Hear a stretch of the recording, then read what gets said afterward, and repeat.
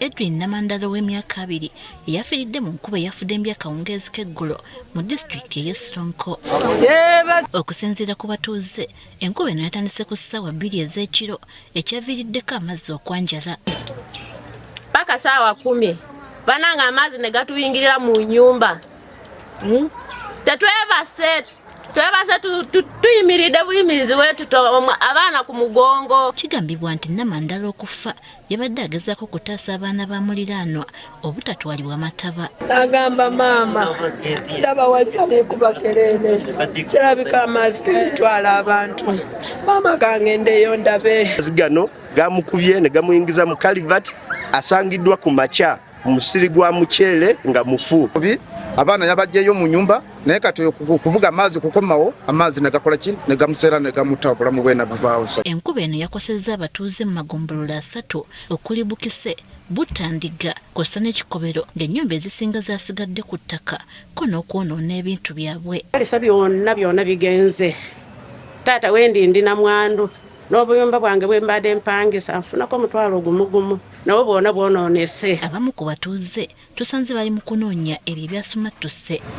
Enkuba teyatalizza bisolo yadde ebinyonyi nga kw'otadde n'ebirime. Ebintu byange byonna bifudde muli gundi etaki, sekukulu, enkoko n'ebirala bintu bingi nnyo bifudde. N'olutindo lw'e Nalugogo nga lwe lugatta disitulikiti y'e Sironko ku Kapchorwa nga kati abantu tebakyasobola kusala. That is the only bridge we have connecting us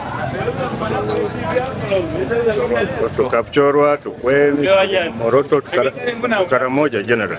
Jeffrey Wamanayira nga yakulira akakiiko k'ebigwate biraze ku disitulikiti y'e Sironko akubirizza abatuuze okwetegula ebitundu eby'obulabe ng'obudde bukyali okwewala ebiyinza okuddirira. Bagendeko mu bantu b'enganda zaabwe babeere nga babeerako eyo nga tukola enteekateeka ey'okubatwala mu resettlement camp ebinambutye. Abakulembeze bakubidde ofiisi ya Ssaabaminisita Omulanga okubadduukirira. Ajje mangu bayambe abantu bano baleetereko emmere baleetereko ebintu by'okwebakamu okuzimba amayumba gaabwe okupya n'okukola olutindo. Amaka agasukka mu 2500 ge gakoseddwa mu nkuba eno.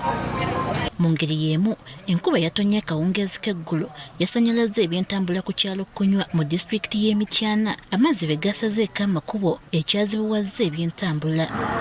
Abantu bangi balabiddwako nga bakonkomadde n'ab'ebidduka nabo bwedda babitadde ku mabbali g'ekkubo nga be balinda amazzi okukendeera. Okuba ne munnaffe gabadde gamutudde wali osisayo twagala kusomoka wali genda wali naye kati biganjira tukomyewa. Waliwo abavubuka bo abasazeewo okwenogera ku nnusu nga basitula abantu okubasaza amazzi gano. Nakakolayo emitwalo giringa 2 olwaleero wano ng'asomosa abantu. Abatuuze bakukolumidde abakulembeze okwesulirayo gwa Naggamba mu kubakolera enguudo zaabwe. Ekkubo lino lyolaba lyetaagisa guleeda yokka kusika busitaka eryo emigoma gitandika otambuza amazzi ago.